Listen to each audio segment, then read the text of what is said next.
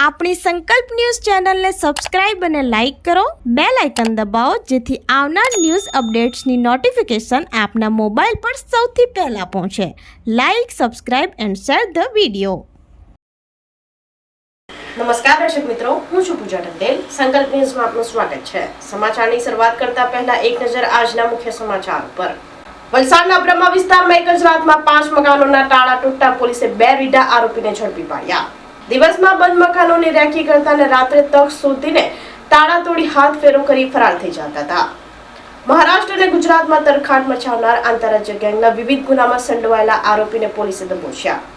વલસાડના બ્રહ્મા વિસ્તારમાં આવેલા છોટુ પાર્ક અને ગોકુલધામ સોસાયટીમાં તસ્કરો ત્રાટક્યા હતા. 28મી ડિસેમ્બરની રાત્રે ચોરીની ઘટના બની હતી. ફરિયાદી તેજસ પટેલના ઘર સહિત એક જ રાતમાં અલગ અલગ 5 જગ્યાએ ગરફોડ ચોરી અને ચોરીના પ્રયાસો થયા હતા, જેમાં સોનાના દાગીના અને એક હોન્ડા બાઇકની ચોરી થઈ હતી, જેની જાણ વલસાડ જિલ્લા પોલીસને થતા વલસાડ જિલ્લા પોલીસ દ્વારા અલગ અલગ ટીમો કામે લાગી હતી. પોલીસે વલસાડથી લઈ છેક મુંબઈ અને બીડ સુધીના 250થી વધુ સીસીટીવી ફૂટેજ તપાસ્યા હતા અને ટાવર ડમ્પમાંથી મળેલા 500 જેટલા મોબાઈલ નંબરોનું એનાલિસિસ કર્યું હતું. આખરે ટેકનિકલ સર્વેલન્સ અને હ્યુમન ઇન્ટેલિજન્સની મદદથી ઝીણવટભરી તપાસ કરી હતી, જે બાદ પોલીસને બાતમી મળી હતી કે આ ગેંગના 2 સભ્યો ફરી ચોરી કરવા વલસાડ આવી રહ્યા છે, જેના આધારે વોચ ગોઠવી પોલીસે 2 આરોપીઓને ચોરીના મુદ્દામાલ સાથે દબોચી લીધા હતા. પોલીસ પકડમાં આવેલા આ શખ્સો કોઈ સામાન્ય ચોર નથી, પણ રીઢા ગુનેગાર છે. પકડાયેલ મુખ્ય આરોપીનું નામ આગા મીર ખાન ઉર્ફે લંગડો છે, જે મહારાષ્ટ્રના બીડનો રહેવાસી છે. લંગડા વિરુદ્ધ મહારાષ્ટ્રના પેઠ, અંબા જોગાઈ અને બીડ સિટી પોલીસ સ્ટેશનમાં 19 જેટલા ગરફોડ ચોરીના ગુનાઓ નોંધાયેલા છે, જ્યારે તેનો સાગરીત ફૈઝાન ઉર્ફે જાની સુરેન્દ્રનગરનો છે, જેની સામે હત્યા અને આર્મ્સ એક્ટ સહિતના 6 ગુનાઓ છે. આ ગેંગનો ત્રીજો આરોપી, જેનું નામ સિકંદર સૈયદ, હજુ ફરાર છે, જેની સામે 24 જેટલા ગુના હોવાનું જાણવા મળ્યું હતું. આ લોકોની ચોરી કરવાની રીત પણ સાતીર હતી. તેઓ એક શંકાસ્પદ ઇન્ડિકા કારમાં ખોટી નંબર પ્લેટો લગાવીને ફરતા હતા. દિવસ દરમિયાન બંધ મકાનોની રેકી કરતા અને રાત્રે તક સાધીને તાળા તોડી હાથ ફેરો કરી ફરાર થઈ જતા હતા. પોલીસને બાતમી મળી હતી કે આ ઇસમો અમદાવાદથી ફરી વલસાડ જિલ્લામાં ચોરી કરવા આવી રહ્યા છે. આ માહિતીના આધારે પોલીસે વોચ ગોઠવી આગામીર ખાન અને ફૈઝાનને ચોરીમાં ગયેલા હોન્ડા બાઇક અને સોનાની 2 પેટી સાથે ઝડપી લીધા હતા. પકડાયેલ બંને આરોપીની પોલીસે કડક પૂછપરછ કરતા વલસાડ ઉપરાંત તેમણે મહારાષ્ટ્રના ખામગાંવ, પાટણના રાંધનપુર અને કભોઈમાં પણ ચોરી કર્યાની કબૂલાત કરી છે. હાલ વલસાડ પોલીસે બંને આરોપીની ધરપકડ કરી કાયદેસરની કાર્યવાહી હાથ ધરી છે. 2 ડિસેમ્બર મહિનાની 28 તારીખે રાત્રે છોટુ પાર્ક અબ્રામા ખાતે આવેલ વલસાડ સિટીની અંદર એક ગરફોડનો બનાવ નોંધાયેલો હતો, જે ઘરમાંથી સોનાના ઘરેણા અને એક મોટરસાયકલ હોન્ડા સીબી સાઇન ચોરી થયેલાનું જણાયેલું હતું, અને સાથે સાથે 3 મકાનોના તાળા તૂટ્યાનું પણ ફરિયાદ દાખલ કરવામાં આવેલી હતી. જે બાબતે પોલીસે તપાસ હાથ ધરી હતી. વલસાડ સિટી પોલીસ અને એલસીબીની સાથે વલસાડ પોલીસે અલગ અલગ જગ્યાએ ટોટલ 250 કેમેરા ચકાસ્યા હતા, જેમાં વડોદરાથી લઈને છેક મહારાષ્ટ્ર સુધી કેમેરા ચકાસવામાં આવેલ હતા. જે દરમિયાન બાતમી મળી હતી કે આની અંદર આંતરરાજ્ય ગેંગ સંડોવાયેલી છે. જે આંતરરાજ્ય ગેંગના માણસો 2 દિવસ ઉપર વલસાડ સિટીમાં ફરીથી આવો ગુનાને અંજામ આપવા આવવાના છે એવી ખાતરી થતાં વલસાડ પોલીસે એક્ટિવ થઈ આ ગેંગના માણસોને પકડી પાડેલા હતા.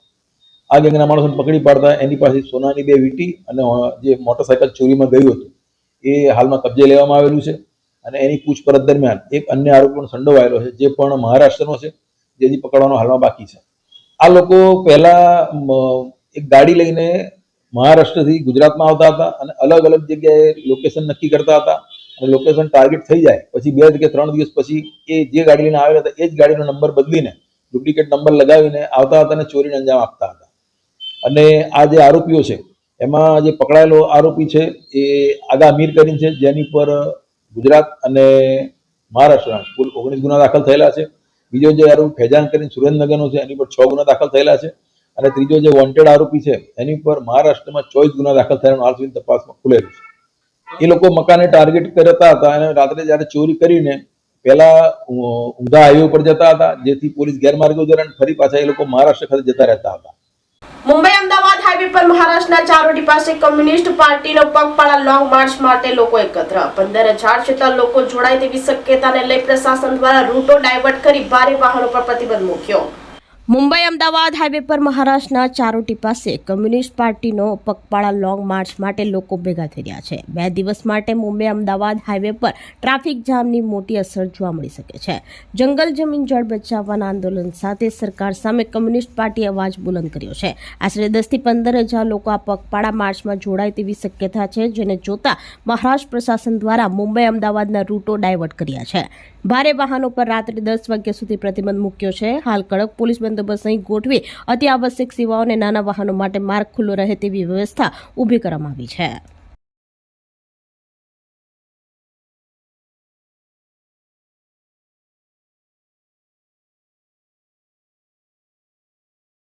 વલસાડના કાપડિયા ગામના રહીશોને માજી જિલ્લા પંચાયત સભ્યે આવેદનપત્ર આપી લાખોને ઊંચાપાત થયાની ડીડીઓને રાવ કરી. બોર પંપ પાણીની ટાંકી બનાવ્યા વગર જ પૈસા ચૂકવી ટાંકી બનાવવા વગર કમ્પ્લીશન સર્ટિફિકેટ આપ્યું હોવાના આક્ષેપો. વલસાડ તાલુકાના કાપડિયા ગામના રહીશોએ અને માજી જિલ્લા પંચાયત સભ્યે ડીડીઓને આવેદનપત્ર આપ્યું હતું. કાપડિયા ગામે કામ કર્યા વગર જ લાખો રૂપિયા ઉપાડી લેવાયા હોવાના આક્ષેપો સાથે ન્યૂ ગુજરાત પેટર્ન હેઠળના કામોમાં લાખોની ઊંચાપાત થયાની ગ્રામજનોએ ડીડીઓને રાવ કરી હતી. શંકર નમલાના ઘર પાસે બોર પંપ અને પાણીની ટાંકી બનાવ્યા વગર જ કોન્ટ્રાક્ટરને પૈસા ચૂકવા અને કોન્ટ્રાક્ટ દ્વારા ટાંકી બનાવવા વગર કમ્પ્લીશન સર્ટિફિકેટ આપ્યું હોવાના આક્ષેપ કર્યા હતા. ગ્રામજનોએ પુરાવા એકત્ર કરી વલસાડ જિલ્લા ડીડીઓને આવેદનપત્ર આપ્યું હતું.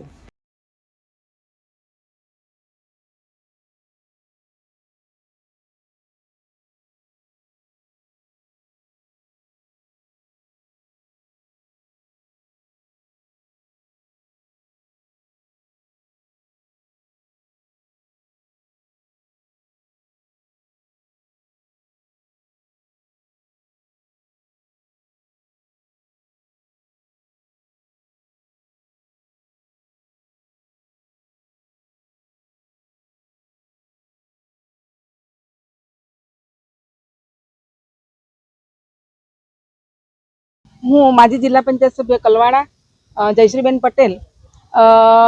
એમાં મારે લગભગ 12 ગામ જેવા આવે છે, એમાં કાપરિયા ગામ પણ આવતું હતું. એ કાપરિયા ગામમાં 2021માં ન્યૂ ગુજરાત પેટર્ન હેઠળ પાણીની ટાંકી બનાવવામાં આવેલી શંકરભાઈ નેમલાભાઈના ઘર પાસે લગભગ 4,29,000ની, અને એ ટાંકી આજ દિન સુધી બની નથી. કોઈ જાતના ત્યાં બોર બી નથી કે પાણીનું એક ઈંટ બી નથી ટાંકીની, અને ત્યાં બની ગયેલી છે એમ કરીને આ પૈસા ઉપાડી લીધેલા છે. એના બિલ બધા પુરાવાઓ સાથે અમે ડીડીઓ સાહેબને રજૂઆત કરી છે.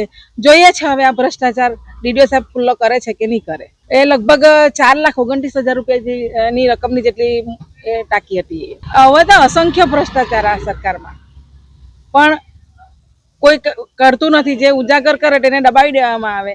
એટલે આ એક અમારી પાસે પુરાવા આવ્યો છે. હજુ બી અગાઉના સમયમાં બી એવા ઘણા છે કામો કે એ કામો અમે પુરાવા સાથે રજૂ કરવાના છીએ. શંકરભાઈ નશાભાઈ પટેલ, કાપરિયા, માજી સરપંચ. હા, ડિમાન્ડ અગાઉના જે સરપંચ હતા ને એમણે મૂકેલી હશે એવું લાગે છે, પરંતુ મેં જ્યારે ભ્રષ્ટાચાર થયો એ બાબતે મેં મારા પંચાયતની ફાઇલો જોવા માંગી. તેમાં શંકરભાઈ નમલાભાઈના ઘર પાસે બોર ટાંકીને બધું બનાવેલું એવું જણાવેલું હતું. એટલે મેં સ્થળ પર તપાસ કરી તો સ્થળ પર તો કોઈ પણ પ્રકારનું કામ થયેલ ન હતું. એટલે મેં તલાટી પાસે બધા પુરાવા માંગ્યા. તલાટીએ મને એસ્ટિમેટ અને જે બિલો હતા એ બધા મને આપ્યા, અને એ બિલો સાથે અમે જિલ્લા વિકાસ અધિકારીને અમે રજૂઆત કરી છે કે ભાઈ એની પૂરેપૂરી તપાસ થવી જોઈએ અને ભ્રષ્ટાચાર જે થયો છે એની સામે કડકમાં કડક કાર્યવાહી થવી જોઈએ. ના, કોઈ પણ પ્રકારની ટાંકી કે એવું કંઈ કરવામાં આવેલું નથી. નિષ્પક્ષ તપાસ થવી જોઈએ અને જે દોષિત છે એના પર કાયદેસરની કાર્યવાહી થવી જોઈએ. અમે આગામી દિવસોમાં ધરણા ઉપર બેસીશું. વાપી ખાતે જિલ્લા સેલ્ફ ફાઇનાન્સ સ્કૂલ એસોસિએશન દ્વારા વાઇબ્રન્ટ સ્ટ્રીટ ઇવેન્ટ એડ્યુ વોકની શાનદાર ઉજવણી કરાઈ. 52 શાળાના વિદ્યાર્થીઓએ વિવિધતાસભર કાર્યક્રમો રજૂ કરી સૌને મંત્રમુગ્ધ કર્યા. વલસાડ જિલ્લા સ્કૂલ એસોસિએશન દ્વારા વાપીમાં પ્રથમ વખત વાઇબ્રન્ટ સ્ટ્રીટ ઇવેન્ટ એડ્યુ વોકનું શાનદાર આયોજન કરવામાં આવ્યું હતું. 52 શાળાના વિદ્યાર્થીઓએ વિવિધતાસભર કાર્યક્રમો રજૂ કરી સૌને મંત્રમુગ્ધ કર્યા હતા. આ પ્રસંગે વલસાડ જિલ્લા શિક્ષણ અધિકારી રાજશ્રી ટંડેલ, વીઆઈ પ્રમુખ સતીશ પટેલ, વલસાડ જિલ્લા સેલ્ફ ફાઇનાન્સ સ્કૂલ એસોસિએશનના વલસાડના ફાઉન્ડર પૂજ્ય કપિલ સ્વામી, પૂજ્ય રામ સ્વામી સહિત મહાનુભાવો ઉપસ્થિત રહી આ કાર્યક્રમની શોભા વધારી વિદ્યાર્થીઓને પ્રોત્સાહિત કર્યા હતા. આ શાનદાર ઇવેન્ટના આયોજક એવા વલસાડ જિલ્લા સેલ્ફ ફાઇનાન્સ સ્કૂલ એસોસિએશન પ્રમુખ ડોક્ટર અલ્પાબેન કોટડિયા, મહામંત્રી મિત્તલબેન ઢાકડા, ખજાનચી મુકેશ પટેલ સહિત સમગ્ર ટીમે મહાનુભાવોને આવકારી સ્મૃતિ ભેટ સાથે સન્માન કર્યું હતું. આ ઇવેન્ટમાં વલસાડ જિલ્લાની 52 જેટલી શાળા એક મંચ ઉપર આવી આ ઇવેન્ટને અદ્ભુત સફળ બનાવી હતી. વાપી જીઆઈડીસી ગુંજન રેમણ સર્કલથી ઓપન હાઉસ ખાતે આ ઇવેન્ટનું આયોજન કરાયું હતું. એડ્યુવર્ક એક રમતયાળ શેરી કાર્યક્રમ હતો, જ્યાં વિદ્યાર્થીઓ સર્જનાત્મક, મનોરંજન અને શીખવાનો આનંદ માણવા માટે ભેગા થયા હતા. રંગબેરંગી ઝોનમાં વિભાજિત આકર્ષક પ્રવૃત્તિઓ રજૂ કરી અનેરો ઉત્સાહ નિહાળવા મળ્યો હતો, જેમાં ભારતીય સાંસ્કૃતિક નૃત્ય, નુક્કડ ડ્રામા, શારીરિક તંદુરસ્તી માટે યોગાસન તથા અન્ય શેરી રમતો, પ્રાચીન રમતોને જોઈ જિલ્લા શિક્ષણ અધિકારી સહિત આગેવાનો પણ સાથે રમવા મેદાને ઉતર્યા હતા. આ સાથે જિલ્લા પોલીસ દ્વારા પણ cyber crime, drugs awareness, good touch, bed touch તથા ટ્રાફિક જાગૃતિ અભિયાન અંગે કાર્યક્રમો રજૂ કર્યા હતા. ખાસ તો સેલ્ફ ફાઇનાન્સ એસોસિએશનનું આ એજ્યુકેશન અને ઇન્ફોર્મેશન માટે એ કહેવાય ને સવારના પોરમાં આટલા બધા સ્ટુડન્ટો સાથે દરેક ટીચરો અને એમના પેરેન્ટ્સ સ્ટુડન્ટના અમે તો એટલું જ કહીશું કે જે રીતે અહીંયા સ્ટ્રીટ ફોર ઓલ અમે લોકો દર વર્ષે કરીએ છીએ પર્યાવરણના અંતર્ગત દર વર્ષે અમારું પર્યાવરણનું જેટલું સ્લોગન હોય છે દર વર્ષે આવ્યું છે. ખરેખર ફરીવાર પૂરેપૂરી સેલ્ફ ફાઇનાન્સ એજ્યુકેશન એસોસિએશનની તમામ સ્કૂલોને, ભાગ લેનારી સ્કૂલો હોય કે અમારી કોર કમિટીની સ્કૂલો હોય, તમામને ખૂબ ખૂબ અભિનંદન સાથે હું ભગવાનને પ્રાર્થના કરું છું કે આવા ને આવા પ્રોગ્રામો આપણે વાપીમાં થતા રહે સ્કૂલોના માધ્યમથી. આનંદ નથી પણ એ ખરેખર સાચા અર્થમાં એજ્યુવોક છે. તો તમામ જેમણે આયોજન કર્યું છે તમામને ખૂબ ખૂબ અભિનંદન. આવું જ આયોજન કરતા રહો. એજ્યુકેશન એક પાયાની જે સમજ કેળવવા માટે છે વિદ્યાર્થીઓ માટે, અને જે રીતે આપણે વલસાડ જિલ્લામાં ક્વોલિટેટિવ એજ્યુકેશન તરફ આગળ વધી રહ્યા છે અને નવી શિક્ષણ નીતિ પણ એ જ કહે છે કે બાળકનો સર્વાંગી વિકાસ એ જ મહત્વનો છે. એટલે ફક્ત પુસ્તકનું જ્ઞાન નહીં પણ આ રીતે આવા કાર્યક્રમો પણ થતા રહે કે જેથી આપણી સંસ્કૃતિની સાથે સાથે બાળકના કૌશલ્ય, એટલે આજે જે અહીંયા ઉપસ્થિત છે તમામ એ બાળકના કૌશલ્યનું પણ નિદર્શન કરશે. તો એ તમામ કૌશલ્યના નિદર્શન માટે અભિનંદન. અને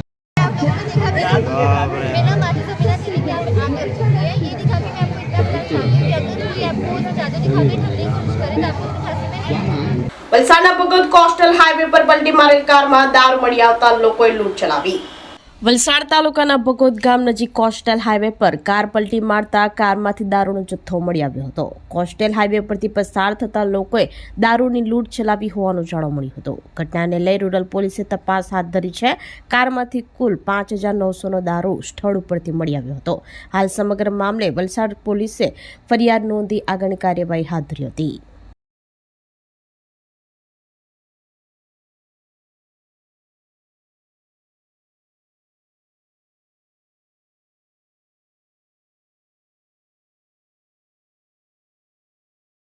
વાપી રેલવે ફાટક ઉપર કામગીરીને લઈ 21મી સુધી બંધ રહેતા મોટા ગંડારા અને બલીઠા બ્રિજ ઉપર ટ્રાફિકનું ભારણ. વાપી રેલવે ફાટક LC 82 ને રેલવે વિભાગ દ્વારા તારીખ 18 થી 21 સુધી સંપૂર્ણપણે બંધ રાખવામાં આવ્યો છે, જેમાં તારીખ 21મી સવારે 9 વાગ્યા બાદ આ ફાટક ખુલ્લો મૂકવામાં આવશે. રેલવે ટ્રેકની ગુણવત્તા અને સુરક્ષાને ધ્યાનમાં રાખી નિર્ણય લેવામાં આવ્યો છે. ફાટક ઉપર લાગેલા રબરરાઇઝ પેડ ખોલી ટેમ્પિંગ મશીન દ્વારા ટ્રેકનું સમારકામ કરવામાં આવશે, જેથી ભવિષ્યમાં ટ્રેનની અવરજવર વધુ સલામત અને સુગમ બની રહે. ફાટક બંધ રહેતા વાપી શહેર તથા આસપાસના વિસ્તારોમાં રોજિંદી અવરજવર કરનારા નાના મોટા વાહન ચાલકોને મુશ્કેલીનો સામનો કરવો પડી રહ્યો છે. રેલવે વિભાગ દ્વારા ફાટક બંધ રહેવા અંગે સૂચના બોર્ડ પણ લગાવવામાં આવ્યું છે, છતાં કેટલાક અજાણ વાહન ચાલક ફાટક સુધી આવી પહોંચ્યા હતા અને ત્યાં બંધ જોવા મળતા પાછા ફરતા નજરે પડ્યા હતા. ફાટક બંધ હોવાથી વાહન ચાલકોને વૈકલ્પિક માર્ગ તરીકે વાપી મોટા ગંડારા અને બલીઠા ઓવરબ્રિજનો ઉપયોગ કરવો ફરજિયાત બન્યો છે. પરિણામે મોટા ગંડારા તરફ ટ્રાફિકનું ભારણ સામાન્ય કરતાં ઘણું વધારે જોવા મળ્યું હતું. અહીં વાહનોની લાંબી કતારો લાગતા નોકરિયાતો, શાળા કોલેજના વિદ્યાર્થીઓને મુશ્કેલી સર્જાઈ શકે તેવી શક્યતા સેવાઈ રહી છે.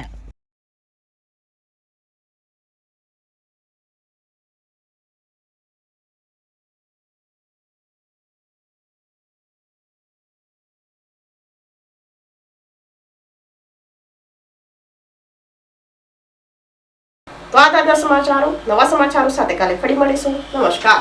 આપણી સંકલ્પ ન્યૂઝ ચેનલને સબસ્ક્રાઇબ અને લાઇક કરો, બેલ આઇકન દબાવો જેથી આવનાર ન્યૂઝ અપડેટ્સની નોટિફિકેશન આપના મોબાઈલ પર સૌથી પહેલા પહોંચે. Like, subscribe and share the video.